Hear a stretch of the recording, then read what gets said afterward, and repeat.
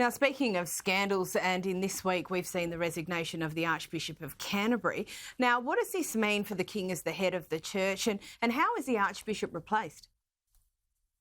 So the archbishop will be replaced. The new archbishop will be elected through a council, and then the king has to assent to this new pick effectively. So he won't be directly involved. All he has to give is royal consent. We know that the king is not too political in that way. But it is interesting watching the Archbishop, well, now soon to be former Archbishop Justin Welby's relationship with the king. We know that he was a very prominent figure in the king's life, particularly after the death of both of his parents and his coronation, and the fallout with the Sussexes, which the Archbishop is said to have instructed the king on how to forgive and move on. So he was a real spiritual guide and leader for the king, and they developed this quite close relationship. The problem is the way that the Archbishop is leaving in utter disgrace, having allowed his inaction to let a known child abuser go free, who then passed, I believe, in 2018 or 2019, is really quite scandalous. Now, I can say that there's not really a lot of love lost between the Archbishop and the general British public more widely. He did kind of get his nose into quite contentious issues. He was overtly political. I mean, he was so political that at some point, a lot of his iterations didn't even make it to the press. I mean, newspapers weren't even covering it because they're just like, oh, that's just Welby, which is weird because you would expect the Archbishop of Canterbury to have some sort of moral weight. He made a lot of controversial comments about the Rwanda scheme, which was a highly political issue, and he infamously didn't offer an alternative solution.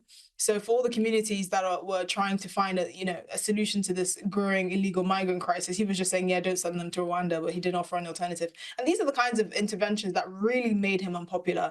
Unfortunately, he didn't really sort of take the royal family stance of being above the political fray and really understanding his role in the job. So I think after all of that, after years of political interventions and all these controversies, to leave in such disgrace, while I'm sure the king is disappointed, I'm sure he's also not surprised.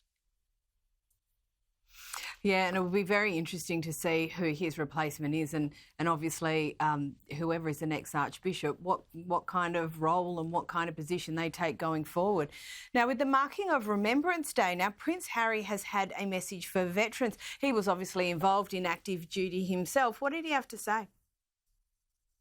So Prince Harry, we know that he's always stood up for veterans and lauded their service, and being a veteran himself, we know that's something that he takes very seriously, especially being part of or creating the Invictus Games, and it's basically his MO now that he's left the royal family. Unfortunately, a lot of his comments or any kind of interventions that he has with regards to veterans around the world, particularly in the US, doesn't really go down very well. He's seen as this kind of upstart. He was never really in danger when he was in Afghanistan with his tours there.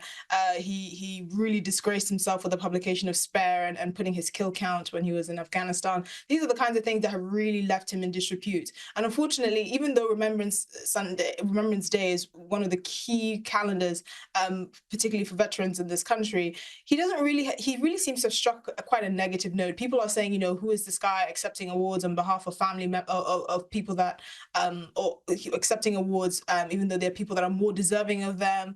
This is the only thing that he's known for. He's never really done anything or achieved anything substantial. He's kind of disgraced being in the armed forces by talking about tawdry things like the number of people he killed and really putting his family's lives in danger by saying it was members of the Taliban as well. So unfortunately, even though he did talk about service and sacrifice and all of that, he himself, his behavior in the last few years have really put a lot of veterans off. And it's quite unfortunate because if he had stayed in the army, if he'd stayed in the royal forces, he would have, in the armed forces, he would have been able to do a lot more good than kind of what he's done afterwards, and just talking as if he has any sort of moral authority, which many veterans think he no longer does. Well, I think that's a very fair observation. Now, we know Meghan is planning a new Netflix show, but we understand it's not going to air for some time. When should we expect to see it, and what's the delay? I've only got about 30 seconds left.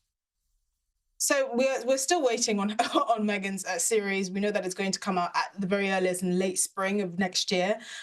We know that the Netflix deal is up for renewal, I believe, in September of next year. So if this is not a hit, I suspect this will probably be the end of their relationship with Netflix. They seem to have missed a lot of targets, and it just doesn't look very good for the couple and their sort of production dreams and their dreams of becoming big in Tinseltown and influencing the world. But they're good work.